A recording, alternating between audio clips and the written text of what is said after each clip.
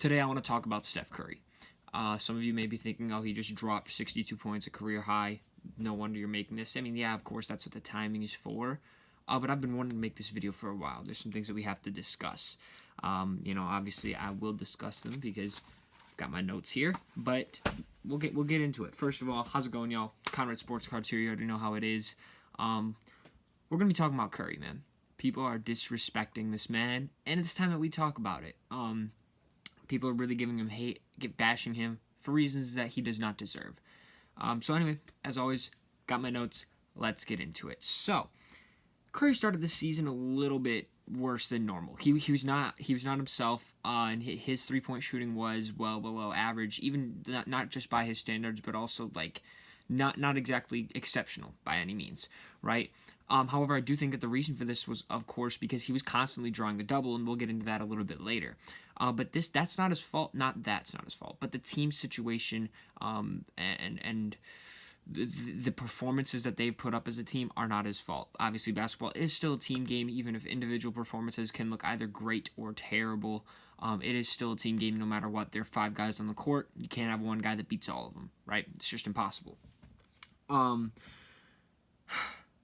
Like I said, it's not his fault, and I think he proved that tonight. He looked a lot better tonight against the Blazers. Like I said, he dropped a career-high 62 points. I believe he was like 18 for 31 from the field goal, from the field, and he knocked down, I believe, 8 three-pointers. I'm not completely sure about that. You guys may have to fact-check me there, but he did look a lot better, and I will say, I'm not going to give him, I'm not going to act like there's nothing wrong with this. I want to explain both sides of the story. The Blazers are a pretty poor defensive team, and they did not put their best defenders on Curry throughout this game. They didn't put Robert Covington or Derrick Jones Jr. on him when they probably should have, and I think that's one of the reasons that why he went off, because both C.J. McCollum and Damian Lillard and Gary Trent and Anthony Simons, or anyone that they did put on him, was not amazing, really, by any means, on the defensive side of the ball.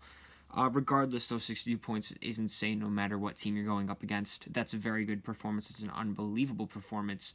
I'm sure the card market is already starting to react just a little bit, and I'm not even really noticing because I haven't been looking at Curry cards, but that's besides the point.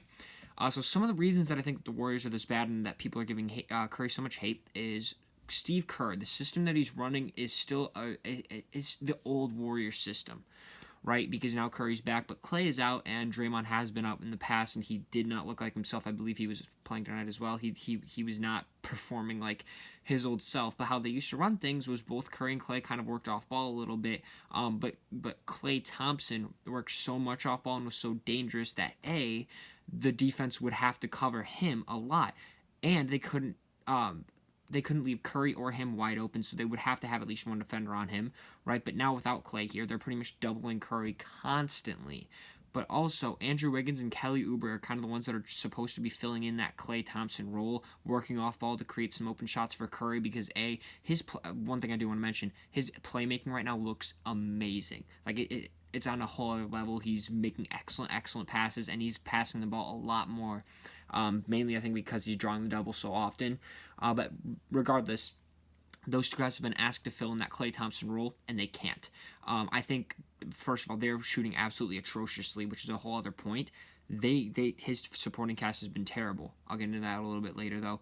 But what I'm trying to say is they were supposed to fill in that role. They can't fill in his role. Even if they were shooting like normally, like what they did, their percentages like they did last season at the volume that they were last season, they would not be able to fill in the points, the impact, honestly, just the impact that Klay Thompson has for this team. That just goes to show you how important he is for this team, at least with the system that Steve Kerr is running at the moment with the Golden State Warriors, right? However, like I said before, they are also just shooting absolutely terribly. Eric Paschall is really underperforming. Andrew Wiggins can't hit a jump shot, or just can't hit a shot. And Kelly Oubre literally, I don't think is hit. Like, I think he's hit I think he's like 2, 3, 4 jump shots. He has not hit a lot of shots that did not come from a layup or a dunk, which is insane because he was actually a pretty solid 3-and-D wing last year. And right now, neither of those both of those skills look like they have left his body. I have no idea what's going on there. But that's another factor that I do want to mention as well. So moving on to the last point, this team has no defense at all. I mean, Draymond Green is all right. James Wiseman is all right. Kelly Oubre is all right. Not one really good defender. They just have absolutely terrible defense. And when your offense is not working because they're not hitting their jump shots and then the Curry is constantly being doubled, you're going to lose a lot of games, especially if you can't even stop the opposing team on the offense when you're on the defensive side of the ball. It's just a recipe for disaster, and I do believe that the Warriors are going to underperform this season because of the loss of Klay Thompson. He's very, very crucial to this team, and I don't think anyone has really realized that until this season, or at least will realize that if they haven't already this season, just the impact that he has. But next season, when he comes back, this team is going to be surprising some people because their expectations will probably be a little bit lower. When Klay Thompson comes back, his defense is probably going to be a little bit worse. He may not be moving as fast off ball, but his shot is going to look a lot better. His dad already said that it was before this season started because that's the only thing you can do when you tear an Achilles or an ACL. What did he tear the first time? I think he's torn his Achilles and then tore his ACL, but I don't know which order it was in. But regardless, that's the only thing he can do is shoot in practices. So he was constantly practicing his shot, and apparently it looked faster, smoother, and better and more efficient. So Klay Thompson could come in here and maybe shoot 45, 46, 47% from three-point range. Who knows? But regardless, he's going to still be that elite off-ball talent, unreal three-point shooter for this team. They're going to be able to run their system better. James Wiseman is going to have at least one more year of experience under his belt, and this team is going to look a lot better. They're going to surprise some people. I think that they'll probably. I mean, it depends on free agency, offseason, the draft, all of the above. But I think that this team at the moment they're looking like they're going to be a playoff team next year for sure. I don't believe Oubre will be on this roster because the only reason that they signed him was because of the injured player exception. I might have to do more research on that. But what I just want to say is next season they should look a lot better than they do now. However, as far as Curry's legacy goes, these games do not impact his legacy whatsoever. This whole season does not impact his legacy all that much whatsoever. I think the one thing that we can establish is, honestly, it's not even his legacy, but Klay's. It proves just how important Klay is to this team and probably gives him a better chance to go in the Hall of Fame for those of the people that don't think that he deserves to be in the Hall of Fame. I think that's going to give him more credibility to be put into the Hall of Fame. But really, I think that's the only difference that this makes. There was supposedly a quote that came out where he was talking about how he feels like disrespected, 5 mediocre games, you can't judge me off of that. I'm going to ignore that because I thought it was legitimate, but I was told that apparently that quote might be fake, so we're going to ignore that. But he is getting a lot of hate as far as his legacy goes.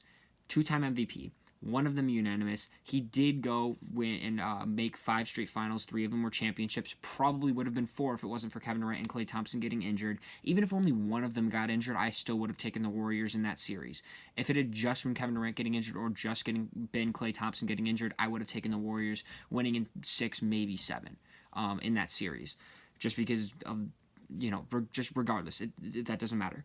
I'm not going to, completely ignore the fact that, yes, 2 of those rings did come under super teams. He doesn't have a finals MVP. But if we're honest, he did deserve that finals MVP for their first championship. Andre Iguodala did not stop LeBron. Stopping LeBron was still not really stopping LeBron. LeBron was still playing at an unreal level because he's one of, if not the greatest player of all time, depending on your opinion. Right? So I do think that Curry should have a finals MVP on his legacy. He's the greatest shooter of all time. That is no debate. That is my opinion. I don't like to talk about the GOAT debate, but when it comes down to shooting, Curry's the greatest shooter of all time right now. No debate. I honestly have Klay Thompson second. That's a debate. But regardless, these games, this season, I don't think impacts his legacy whatsoever, unless, Oubre and Wiggins really manage to step it up and they're looking better, but they keep failing for some reason of Curry's fault. But I doubt it. He's still a top 10 player in the league, top 5 player in the league, depending on where you have people. He's still one of the greatest players to ever play the game. I'm not saying top 10, probably top 15, top 20, top 25. Best shooter of all time. He's won 2 MVPs. He's won 3 rings. You cannot deny how good this guy is. He's still amazing. Give him his credit. Give him his credit where credit is due. But anyway, I just kind of wanted to go a little bit on a little bit of a rant because people were kind of disrespecting Curry, in my opinion. And after seeing him drop 62, I was like, I think this is the perfect time to make this video. I'm really gonna have a ball with it. But anyway, like I said, that's the end of today's video. If you enjoyed it, go ahead and check out my channel, or just the podcast overall, as I have many other episodes like it. Also, in the description is going to be a link tree to all of my socials, my other socials, TikTok, Instagram, Spotify, Twitter, all that sort of stuff. I post a lot more content on there as well, so you can go ahead and enjoy some of that. You can also send me a DM or just a message, or you can leave a comment in the comment section below, and I'll get back to you as well. That's one of the best ways that you can contact me. But once again, thank you for tuning in, and I will see you guys next time.